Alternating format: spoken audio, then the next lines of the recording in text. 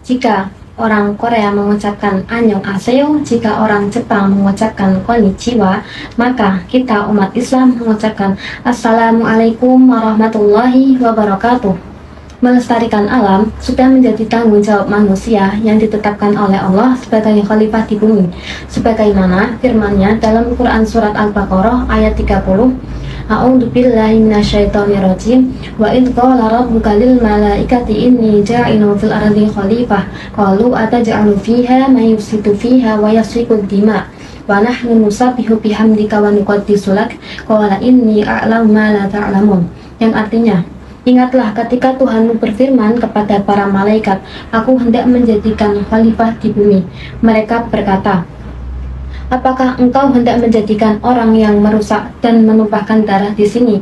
Sedangkan kami di sini bertasbih memujimu dan menyucikan namamu. Dia berfirman, sungguhnya aku mengetahui apa yang tidak kamu ketahui. Ayat ini menuntut kita untuk selalu melestarikan lingkungan, bukan merusaknya. Namun, dalam praktik kehidupan sehari-hari, kita sering luput dengan tanggung jawab kita sendiri, seperti membuang sampah sembarangan yang menjadi salah satu sumber pencemaran dan kerusakan lingkungan. Baik, selain ayat tadi, ada juga hadis yang menjelaskan tentang membuang sampah sembarangan, yakni A'udzu billahi minasyaitonirrajim. Bismillahirrahmanirrahim. An Abi Hurairah anna Rasulullah sallallahu alaihi wasallam qala taqul la'anani qalu wa ma la'anani ya Rasulullah qala alladhi yatakhalla fi tariqin nasi aw fi giluhum, yang memiliki arti dari Abu Hurairah radhiyallahu an bahwa Rasulullah sallallahu alaihi wasallam bersabda, jauhilah kalian dari la'anani. Para sahabat bertanya, wahai Rasulullah, siapa la'anani itu? Beliau menjawab, orang yang membuang hajat di jalan manusia atau di tempat berteduhnya mereka. Maka dari itu, kita sebagai manusia janganlah membuang sampah sembarangan seperti di saluran air, tempat berteduh, jalan umum, atau tempat-tempat lain yang dapat menyakiti umat muslim yang melintas dan berlindung di tempat itu. Karena sudah mengotori dan mengganggu mereka dengan cara yang tidak seharusnya.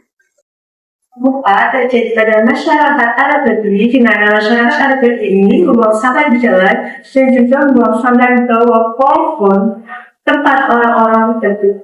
Namun Rasulullah Shallallahu Alaihi Wasallam juga bertegas pada orang Arab Badui untuk tidak melakukan perbuatan tersebut, karena perbuatan tersebut bertentangan dengan larangan-larangan Allah dan juga bertentangan dengan norma-norma kemanusiaan.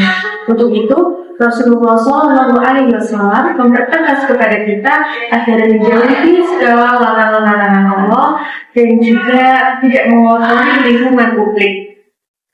Maka dari itu, kita sebagai hamba, kita sebagai khalifah yang ada di bumi ini harus menjaga dan melestarikan lingkungan, tidak mengotori lingkungan publik. Kita harus mencari solusi dari permasalahan sampah ini. Lantas, bagaimana solusinya? Kita simak video berikut ini.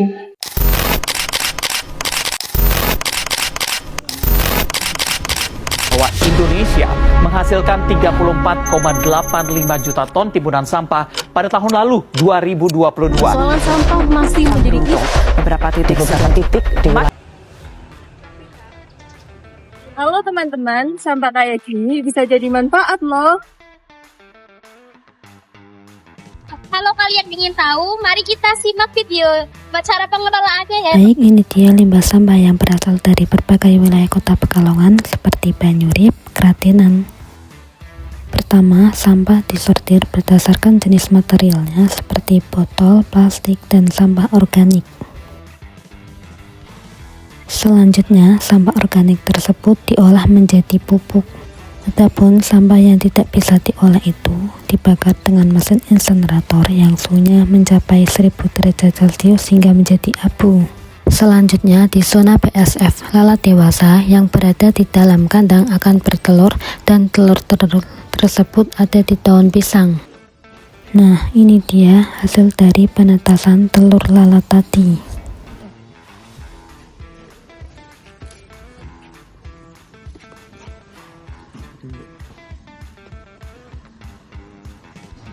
Kemudian, jadilah manggot untuk budidaya seperti pakan ternak yang bisa menghasilkan nilai jual. Selain diolah menjadi kompos dan manggot, sampah seperti botol, plastik, styrofoam, kardus yang sudah dipilah juga bisa menghasilkan nilai jual yang diserahkan kepada orang yang membutuhkan.